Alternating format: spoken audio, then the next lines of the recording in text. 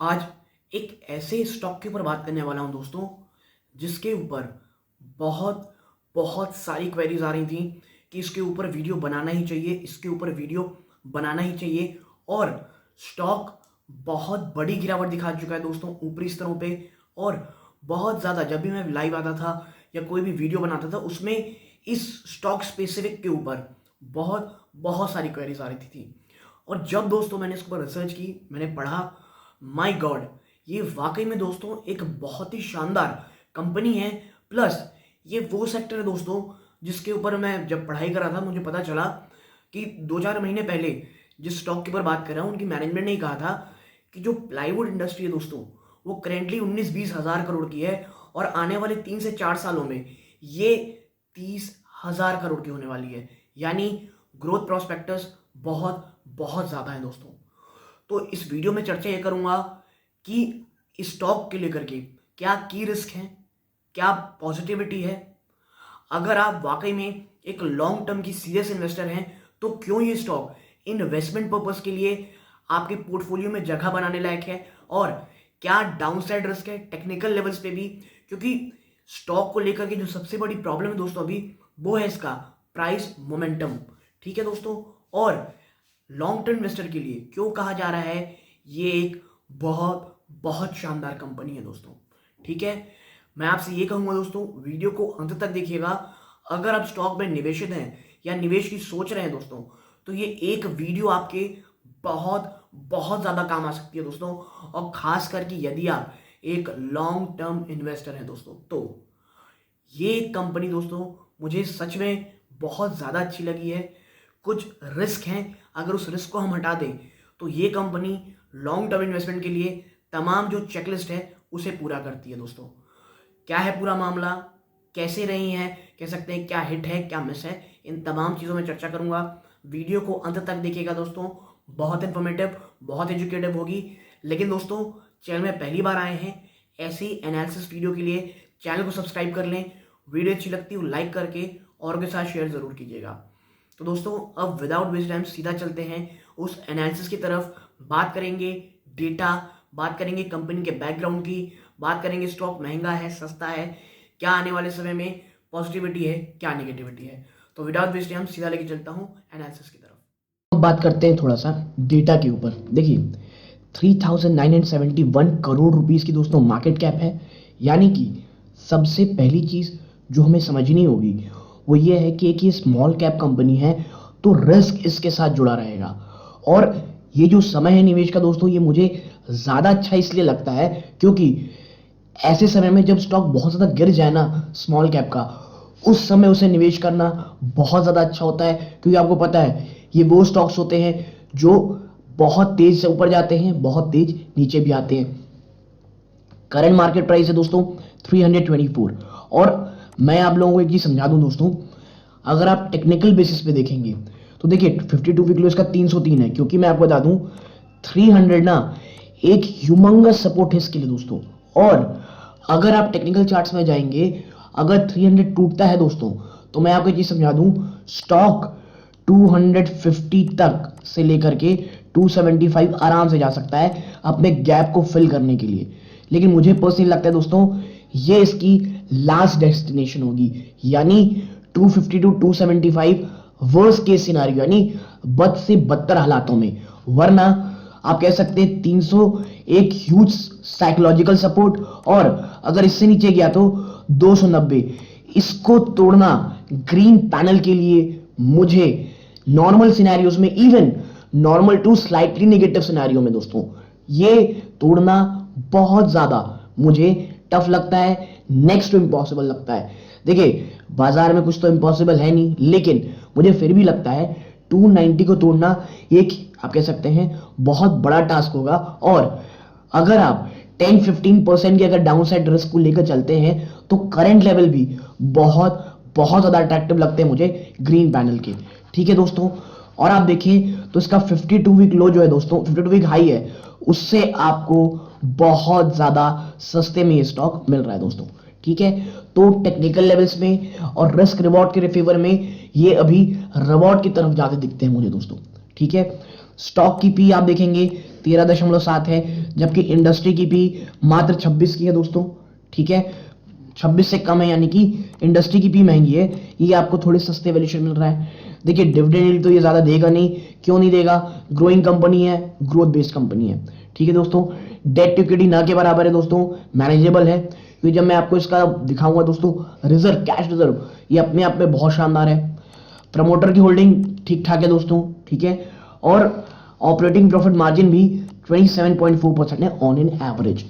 तो prima facie आप देखेंगे तो कंपनी अच्छी लगती है, प्लेज परसेंटेज भी कुछ नहीं है। ठीक है, तो आपको एक समझ में आ गई होगी कि प्राइमा फेसी अगर हम थोड़ा सा देखें तो स्टॉक इट्स गुड। ठीक है, स्टॉक आपको अच्छा लगता है।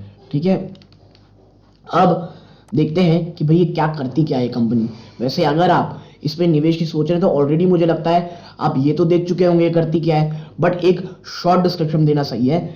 देखिए, Green Panel Industry Limited engage in the manufacturing of plywood, medium density fibre boards and allied product. Fibre board दोस्तों यानी प्लाईवुड और एमडीएफ जैसे प्रोडक्ट्स की कंपनी बनाती है। ठीक है, अब थोड़ा विस्तार से इसमें चर्चा करते हैं दोस्तों। आप देखें इधर, मैं इसे थोड़ा बड़ा कर लूं। ठीक है भाई, प्रोडक्ट ऑफरिंग क्या क्या है इसकी, भाई एमडीएफ है, वुडन फ्लोर्स है, प्लाईवुड है, वीनर है, डोर्स है, ये तमाम चीजें ग्रीन पैनल आपको ये सर्विस प्रोवाइड करता है दोस्तों। ठीक है, आगे देखते हैं। तो भाई रेवेन्यू ब्रेकअप की क्या है, देखिए the MDF board and allied product account for 79% of revenue and plywood segment account for 21% of revenue. यानी जो एमडीएफ बोर्ड है दोस्तों, वो एक बहुत बड़ा चंक ऑफ रेवेन्यू जनरेट करते हैं इस कंपनी का, अप्रॉक्सीमेटली 79%, और जो प्लाईवुड सेगमेंट है वो 21% दोस्तों। ठीक है, बात करें इसकी लीडरशिप पोजीशन की, तो देखिए company is the largest manufacturing MDF board in India, Bharat की लार्जेस्ट एमडीएफ बोर्ड बनाने की कंपनी है, एशिया की थर्ड लार्जेस्ट है, और fifth largest manufacture MDF board in the world. यानी कि एमडीएफ जहां भी बात आएगी, ग्रीन पैनल तमाम जगहों को आउट परफॉर्म करेगा। The company has a 29% market share domestic MDF product. ठीक है दोस्तों, 29% की एमडीएफ मार्केट को कैप्चर करके रखा है दोस्तों। और the MDF business of the company has been running since 2010 and is the oldest MDF manufacturer. 2010 से ये धंधा चालू है दोस्तों, और इंडिया का ओल्डेस्ट एमडीएफ मैन्युफैक्चरर, यानी एमडीएफ सेक्टर में ये एक आप कह सकते हैं बादशाहत रखता है दोस्तों। ठीक है, आगे चलेंगे। अब बात करते हैं भाई डिस्ट्रीब्यूशन नेटवर्क की। तो देखिए the company operates on a pan India with 2100 distributor, 10,000 plus retailers spread across the country.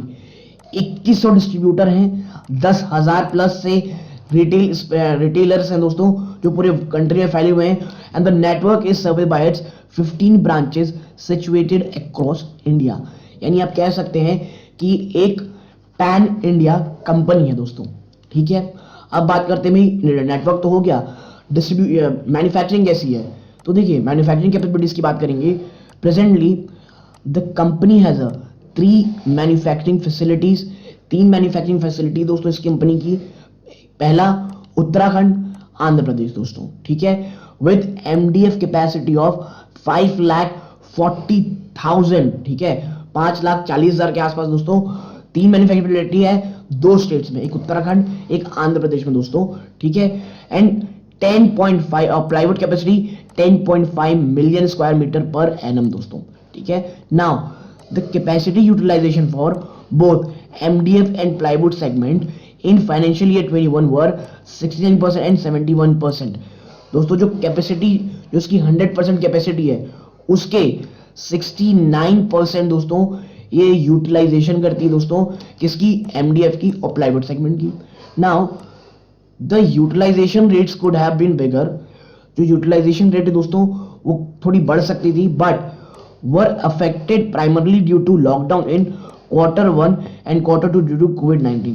लेकिन दोस्तों ये यूटिलाइजेशन जो है ना, ये बहुत हद तक बढ़ सकती थी, लेकिन क्या है, कोविड के कारण दोस्तों, आप कह सकते हैं लॉकडाउन के कारण Q1 और Q2 में दोस्तों कोविड के कारण ये जो यूटिलाइजेशन है ये पूरी तरह से बढ़ नहीं पाया।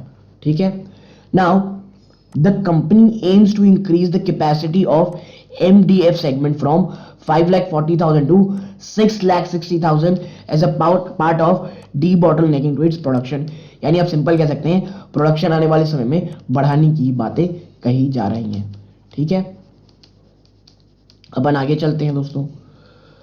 अब बात करते हैं भाई जोग्राफिकल रेवेन्यू की, तो आप पाएंगे presently the company earns 82% revenue from domestic market and 18% from export market. लगभग 80% के आसपास डोमेस्टिक मार्केट से इनका रेवेन्यू आता है और 18% एक्सपोर्ट मार्केट से। अब बात करते हैं सब्सिडरी की, तो देखिए the company owns only one subsidiary, Green Ply Singapore. The subsidiary act as a commission agent for export of the company's project. ठीक है, तो ये भी बातें हो गई भाई कि सिंगापुर में ही सिर्फ इनकी एकमात्र सब्सिडरी काम करती है। बात करते हैं डीमर्जर फ्रॉम ग्रीन प्लाई।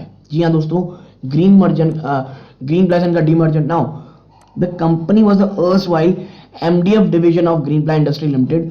ये दोस्तों ग्रीन प्लाई की ना एक समय में एमडीएफ डिवीजन हुआ करती थी and the company was demerge on April 2018 into an independent company that focused largely on manufacturing, distribution, marketing of MDF. Each shareholder of Green Ply got Green Panel 1:1 demerger. ठीक है, ये green ply की company हुआ करती दोस्तों, जो demerge होके सोली इसका फोकस हो गया दोस्तों एक एमडीएफ मार्केट पे। ठीक है, तो आप कह सकते हैं प्लाईवुड ज्यादा फोकस का एमडीएफ प्रोडक्ट्स में होता है। ठीक है, अब चलते हैं दोस्तों, ये तो पता चल कि बाकी चीजें, अब थोड़ा चलते हैं आगे और पता लगाते हैं अन्य चीजों का। ठीक है, आप यहां देखते हैं प्रोस और कॉन्स देख सकते हैं दोस्तों। ठीक है, क्वार्टरली रिजल्ट्स में अगर हम नजर डालें दोस्तों, तो देखिए आपको एक चीज दिखेगी कि इसके सेल्स में कहीं कोई बहुत ज्यादा कमी नहीं आई है तो फ्लैटिस ही रही है दोस्तों। बल्कि अगर आप देखेंगे तो आप पाएंगे कि ईयर ऑन ईयर तो फिर भी काफी अच्छी है, बहुत ही आप कह सकते हैं शानदार बढ़ोतरी देखने को मिली है। तो आखिर गिरावट क्यों हुई है गाइस? गिरावट के रीजन है ना कि जो मटेरियल कॉस्ट की चीजें, अगर मैं आपको इसमें एक्सपेंसेस दिखाऊं ना, तो आप देखेंगे जो मटेरियल कॉस्ट है ये काफी ज्यादा आप कह सकते हैं बढ़ते हुए दिखाई दे रहे थे। ठीक है, और एम्प्लॉय कॉस्ट जो थे वहां थोड़ी बहुत आप कह सकते हैं एक राहत थोड़ी देखने को मिल रही थी दोस्तों। ठीक है, और अब चलते हैं नीचे की तरफ, हम देखेंगे कि इसकी बैलेंस शीट कैसी है। तो देखिए ये इनकी बैलेंस शीट है। अब रिजर्व देखिए, कैश रिजर्व दोस्तों अप्रोक्सीमेटली सितंबर क्वार्टर तक 1100 करोड़ की इसके पास कैश है दोस्तों। ठीक है, 1100 करोड़ की इनके पास कैश है और बोरोइंग मात्र 227 करोड़, और ये लगातार घट रही है। देखिए पहले 587 करोड़ 2019 में थी, अगले साल ये घट गई, फिर अगले साल मार्च में वापस से दोस्तों घट गई, फिर अगले साल में गिरावट हुई और अब दोस्तों आप देख सकते हैं मात्र 227 करोड़ हो गई। यानी कर्जे लगातार कम हो रहे हैं और जो बैलेंस शीट है दोस्तों, जो आप कह सकते हैं जो पैसे हैं वो लगातार बढ़ रहे हैं। और यही कारण है कि कंपनी मुझे बहुत पसंद है दोस्तों, एक मजबूत, एक बहुत ही ज्यादा शानदार कंपनी दोस्तों। ठीक है, अब हम नीचे चलते हैं और चेक करते हैं दोस्तों कि इस चीज की डेबिटर डेज अगर आप देखेंगे ना, तो वो भी आप देखिए जब पेमेंट आने की वो 28 से घट के पिछले साल मात्र 9 दिन हो गए। और आप समझिए यानी कि मुझे तो लगता है कैश में कारोबार हो रहा है दोस्तों, इतने कम दिन में डेबिटर डेज दोस्तों। अब बात कर लेते हैं सबसे बड़ी चीज जिसको निवेशक बहुत ही ज्यादा कीनली वॉच करते हैं, वो है प्रमोटर एफआईआई डीआई। तो देखिए सितंबर के डेटा अपडेट हुए हैं, प्रमोटर ने ये मैं कहूंगा कम नहीं किया दोस्तों, क्योंकि ये नेग्लिजिबल है दोस्तों। और अगर एफआईएस के देखेंगे तो यहाँ इन्होंने 2.627 से बढ़ा करके 6.39 किया है, लेकिन डीआईएस में अगर हम नजर डालेंगे तो यहाँ 21.45 से घटा करके 21.19 कर दिया गया दोस्तों। ठीक है, यानी मोर और लेस आप कह सकते हैं बराबर ही है। तो ये मैं आपको दिखा दूं, डीआईएस में दो फंड हाउस ने अपनी जो इन्वेस्टमेंट है वो बढ़ाई है। कैसे? आप देखिए इधर आईडीएफसी स्टेलिंग वैल्यू फंड है, उसने 3.76 से बढ़ा करके 3.7 कर लिया है। और आप देखेंगे टाटा फ्लेक्सी कैप फंड ने 4.17 से बढ़ा करके 4.24 अपनी जो होल्डिंग है वो कर ली है। बट मुझे इससे ज्यादा ना पॉजिटिविटी लग रही है ना बहुत ज्यादा नेगेटिविटी। आप कह सकते हैं मोर और लेस स्ट्रक्चर सेम ही रहा है दोस्तों। ठीक है, अब थोड़ी अन्य चीजों में चलते हैं और आप यहां देखेंगे कि ये की पॉजिटिव और की नेगेटिव, उस पर हम कभी नहीं जाने दोस्तों, क्योंकि हमको बस मैनेजमेंट की कमेंट्री देखनी है, क्योंकि रिजल्ट तो वापस से Q3 के आने वाले हैं, तो मेरा फोकस मेनली उसमें नहीं रहेगा। पहले थोड़ा की नेगेटिव देखते हैं दोस्तों। तो देखिए, export revenue decline by 27.7% year on year to rupees 61.2 crore on account of 40.5% year on decline in volume. देखिए, सबसे बड़ा प्रॉब्लम अभी एक्सपोर्ट का ही रहा है, और यहां पर भी आप देखेंगे तो लगभग 27.7% की ईयर ऑन ईयर आपको गिरावट देखने को मिलेगी। प्लाईवुड का जो एबिटा मार्जिन दोस्तों वो भी काफी हद तक कम हुआ है, ठीक है, यानी जो मार्जिन है ना वो एक कंसर्निंग रही है। बात करते हैं फोकस चीज की, वो है मैनेजमेंट की कमेंट्री की। तो देखिए, the company expect domestic volumes to grow by 12% year on year. दोस्तों, जो डोमेस्टिक वॉल्यूम्स है दोस्तों वो ईयर ऑन ईयर तरह पे वृद्धि देखने को मिलेगी दोस्तों डोमेस्टिक वॉल्यूम्स में। और जो एक्सपोर्ट है दोस्तों वो फ्लैटिश वॉल्यूम्स में रहे फॉर फाइनेंशियल ईयर 2023, ठीक है। जो एक्सपोर्ट वॉल्यूम है वो फ्लैटिश रहे फाइनेंशियल 23 में। It expects to maintain MDF operating profit margin over 12 to 18 month, thereby moderating to 27 to 28%। और जो एमडीएफ जो इनका मेन बिजनेस है दोस्तों वो आने वाले 12 से 18 महीनों में 27 से 29% होने की बात कर रही है on a longer term basis. और फाइनेंशियल 24 में अगर आप देखेंगे, it target to either improve or maintain operating profit margin over 3 to 5, ठीक है। It expect domestic volume growth of 14 to 15% year on year, ठीक है। ये हो गया चीजें दोस्तों, ठीक। अब देखते हैं भाई क्या हो रहा है आगे।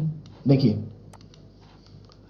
diversion of export to Middle East from other Asian countries due to weak European market led to pressure on export realization। देखिए, अब हर कोई, चाहे आप आईटी बिजनेस को देख लें या आप अब ये बिजनेस को भी देख लें, हर कोई ना मिडिल ईस्ट में बड़ा डाइवर्सिफाई कर रहा है। और अगर आपको यह पता ना हो तो इस बार एक खबर आई दोस्तों कि जो सऊदी अरेबिया है ना दोस्तों, वो हमें कह सकते हैं जो फास्टेस्ट ग्रोइंग इकोनॉमी का टैग है जो हमारे पास है अभी, उसे छीन सकता है। रीजन आपको पता है, रशिया के कारण जो क्रूड ऑयल में बढ़ोतरी हुई, सबसे ज्यादा फायदा किसे हुआ? सऊदी अरेबिया को।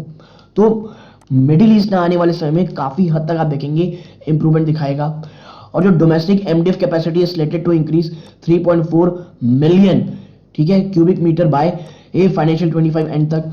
यानी आप एक चीज समझ सकते हैं कि आने वाला साल, अब दोस्तों आने वाले 1-2 साल बहुत शानदार होंगे। और जो निगेटिविटी थी, तमाम जो निगेटिविटी थी वो हम पीछे छोड़ चुके हैं, ठीक है। आगे चलते हैं।